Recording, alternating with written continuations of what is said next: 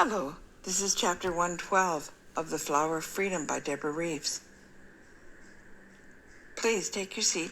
You know how this works. We're offering about 8 minutes of respite in your busy day. Here we go, chapter 112. Everything old is new again.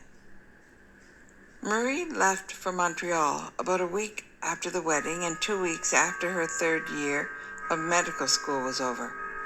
They had barely seen Bertie the entire time they were in Paris, and he just kept saying that it was his own business. Philippe, Marie, and Aki were confused, but they gave him space. Colette, Oscar, and the twins met the three of them at the airport. As inconvenient as the timing was, Philippe had qualified for a big robotics competition the following week, and he was the front runner, so he could not miss it. Competitors were coming in from as far away as Seattle. While Colette and Oscar were hugging Marie, she overheard little Car tell Philippe, who was carrying him, "I don't like that girl." Philippe walked a short distance, and with concern he said, "Why not, Car?" "Every time that girl comes here, you go away," said Car. "I love you, Flip. Why do you run away whenever she comes?" Marie was unable to hear more. Oscar and Colette were aware that Car was acting surly about her arrival, so they tried to block it all out. As soon as Desi had hugged Marie, Philippe put Car on his feet and he ran up and hugged Marie's legs. "I love you now," he said. A bit bewildered, Marie hugged the little boy, and she dug into her handbag for a small gift for each boy. As everyone walked out of the airport to the vehicle, Marie heard Bertie say, "What did you tell him to make him change his mind?" "I just told him that it hurts my feelings when he says stuff like that. That I leave when Marie comes because my mama and papa want me to come home, just like his mama and papa want Marie to come home, but that I always come back, and that he should give her a chance because she's the best girl in the whole world." "Looks like you bought it, then. But then you can get him to eat Brussels sprouts."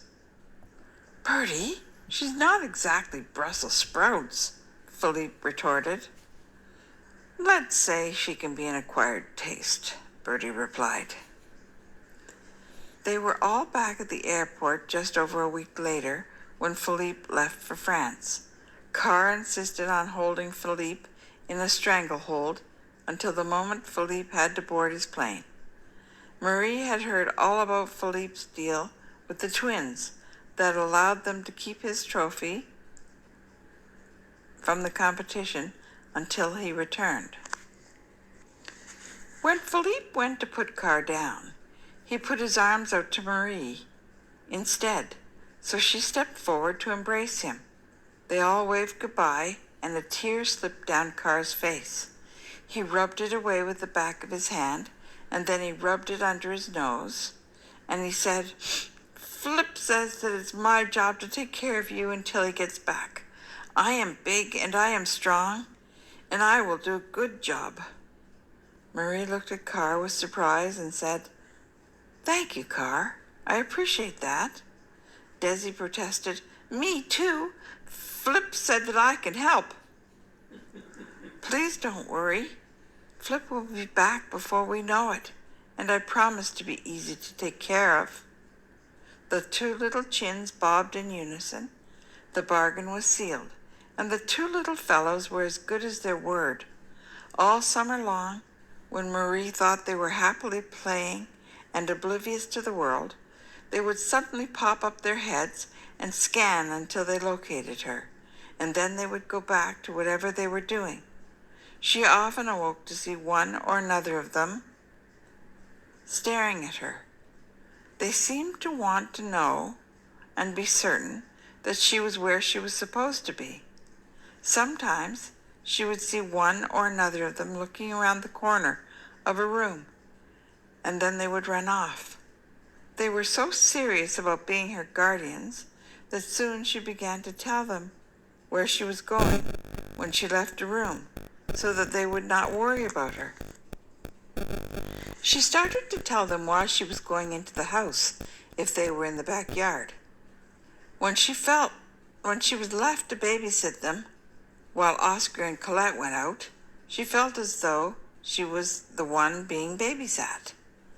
By the time the end of August arrived, Marie felt as though she was part of her own family again. She had seldom seen her parents so happy. Bertie kept a watch in a mailbox and then ran off with letters when they arrived.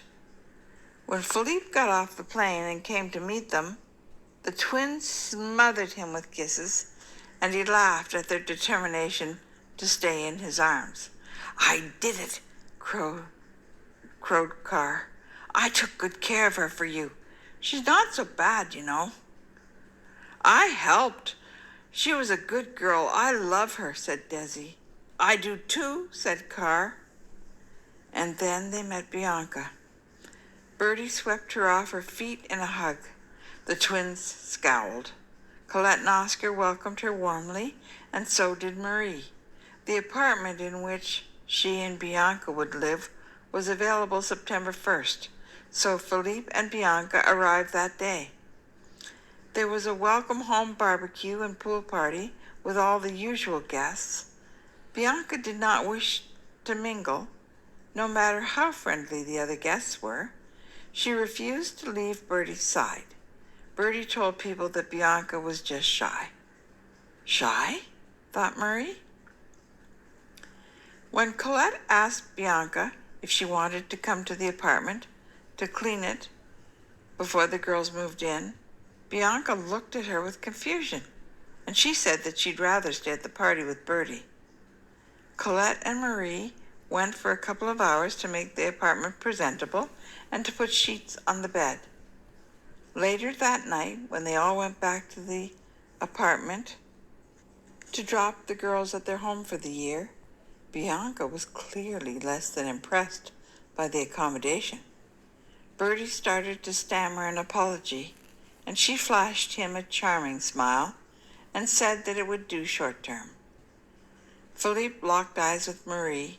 Nothing was said. That's the end of chapter 112. I ask you please to consider giving us a thumbs up, and if you'd like to make sure you don't miss the next chapters, please subscribe. I take this thumbs up and the subscriptions as an affirmation, and I thank you for them. Anyway, next chapter is chapter 113. It's called Whiteout, and as always, all rights to both the book and this presentation are reserved. I remain your friend Deborah. Bye-bye.